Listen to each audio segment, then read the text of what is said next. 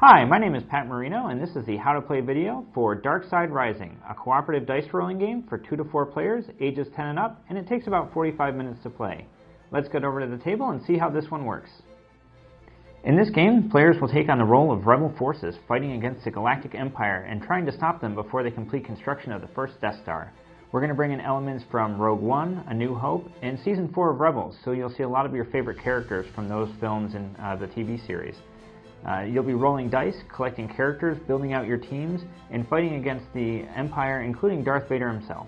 For the first step of setup, place the Death Star centerpiece on the table, surrounded by the 6 component tiles as shown here. Make sure the component tiles show these counter spaces face up, not the text side face up. Place the operation counters nearby so that they're easily accessible for this board. For the next step of setup, each of the players is going to choose one of the teams that they wish to play as, and take the starting rebel associated with that team. For example, if you were selecting the red team, you would take Luke Skywalker's card from the deck as listed on the top of the player card. Any unchosen starting cards are shuffled back into the deck with the other cards and placed to one side of the board. After shuffling all of the character cards together, you're going to place the deployment zone onto the table and then deal out the top 9 cards surrounding the board as shown here, with 3 in each of the deployment zones of Jedha, Scarif, and Edu. After you've placed the deployment cards, you're going to add the Darth Vader piece to the center of this board, facing a randomly selected location. After setting up the deployment zone, place the red damage tokens and the Alliance tokens nearby where all players can reach them. Alliance tokens should be placed face down and shuffled so that they're randomized. You'll also want to place the dice pool where all players can reach it, as the dice are shared by all players. You'll notice that the different colors of dice have different distributions of icons. The red dice feature more of the tactical icon, the blue dice feature more of the intelligence icon, the black dice feature more of the leadership icon, and the green dice feature more of the support icon. There are also 2 dice for the villains, one for Darth Vader and one for the Death Star. Now that the game is set up, we're ready to begin playing. The player who most recently watched the Star Wars film is the first player. We'll assume in this case that it's the player who chose Luke. The first thing they're going to do is place their deployment token into a zone of their choice. And we see that Luke's ability will give him more dice if there's another red character on his team, so he might deploy to Jedha where there are 2 red characters he can try to recruit. After choosing a deployment zone, the next step is to roll the dark side dice. After rolling these 2 dice, you're first going to resolve the Death Star die. This die will show you one of the 6 component colors, and you'll add 1 operation counter to the corresponding tile. After that, resolve the Darth Vader die. This die will either have you rotate Darth Vader 1 space to his left, 1 location to his right, or we'll have you leave him in his current location but will activate additional abilities, either re-rolling the Death Star die or activating all of the villain cards currently on the board. Now that we've talked about the Darth Vader die, let's talk a little bit about how Darth Vader works. When he moves to a new location or remains in his current location after the dice roll, he will add 1 damage to all of the rebels in that location. To do this, place one of the red damage counters in the topmost available damage space on each of the cards in that location. If you as the player are in the same location, all of the rebels on your team will also receive a damage.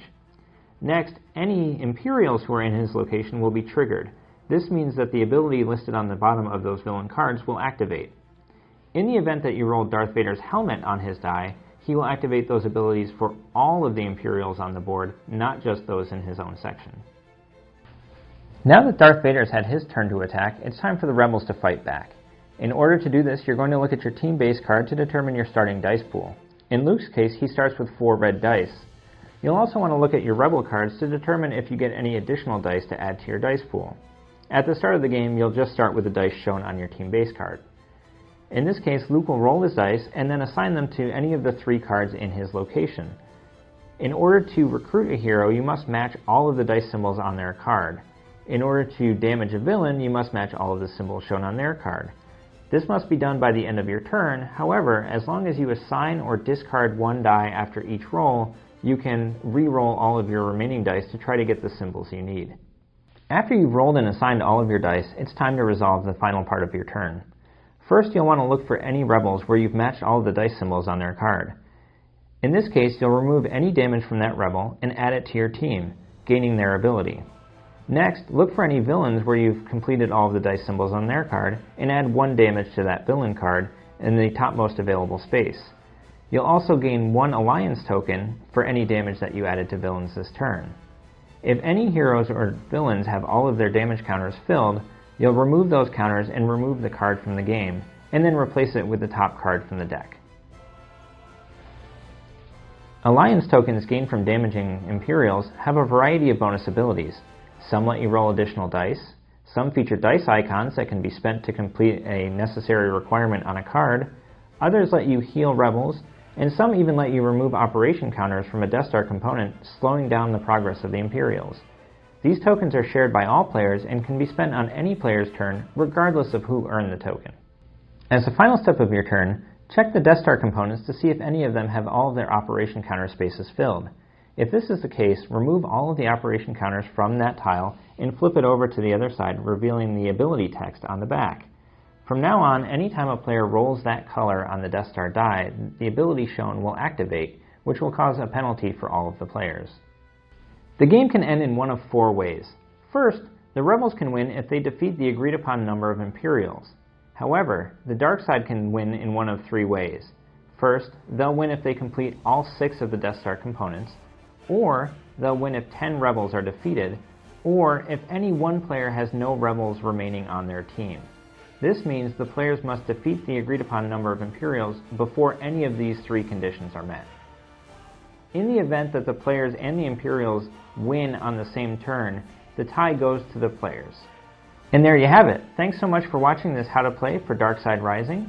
For additional questions, check out the rulebook, and head over to our website, theop.games, to see all of our other fabulous products.